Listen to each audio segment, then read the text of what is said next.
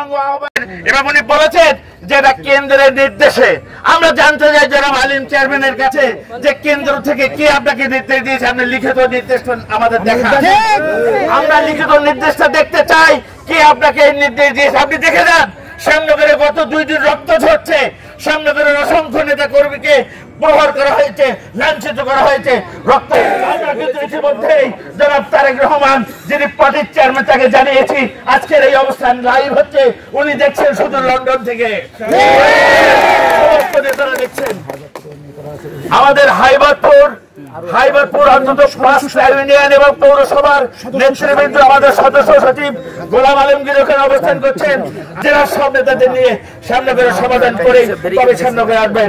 এই বলে আমি সবাইকে ধন্যবাদ দিয়ে এবং প্রশাসনের ভাইদের আজকের এই আচরণের জন্য আমি দুঃখ প্রকাশ করছি এবং প্রশাসনের ভাইরা আমাদের সাথে ব্যবহার আচরণ করেছে।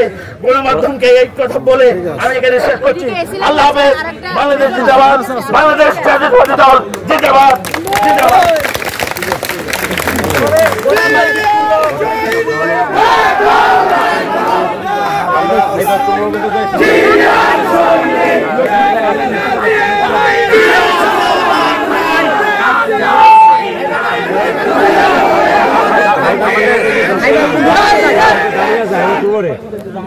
আমি কালাম তো আমি তো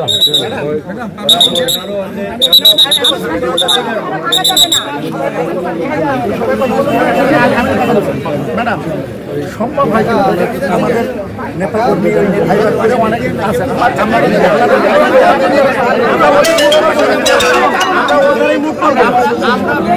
বলেন অবস্থা কি অনুসারে বুঝাইয়ে এখান থেকে আসলে ওনার ম্যাডাম রাজি করেছে না, ম্যাডাম আছে থাকেন যেহেতু আপনি এসেছিলেন বিষয়টা বুঝতে হবে। ঠিক আছে, ওটা ঠিক আছে, বলছি যে আজকে 3 দিন যাবত ওনারা ওখানে অবস্থান নিয়ে এই তাণ্ডব চালাচ্ছে এবং আমাদের নেতা কর্মী মার্কিট আমাদের পৌরসভার সদস্য সচিবরা পিটাইছে। এখন আমাদের কত ধৈর্যের পরীক্ষা দিতে বলতেছেন বলেন? আমরা আইনের বাইরে কেউ না, আমরা চলে যাবো এখান থেকে।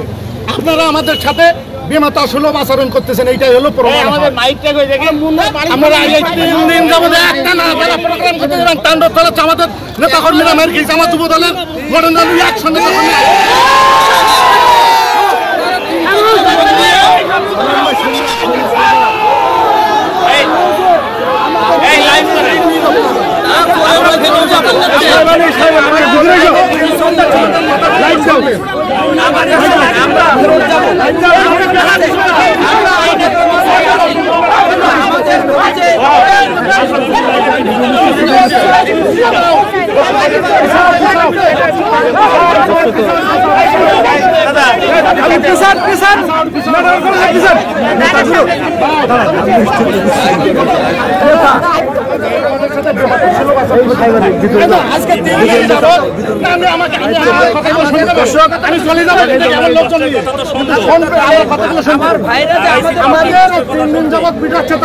তাণ্ডব চালাচ্ছে ওই স্থানের উপরে।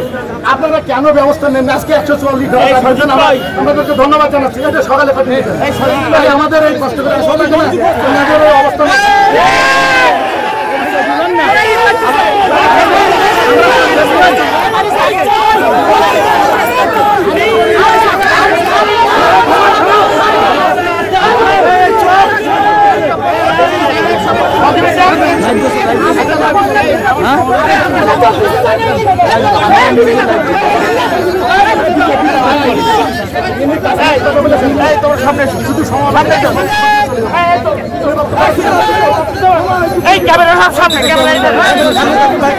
শুধু হয়ে গেছে।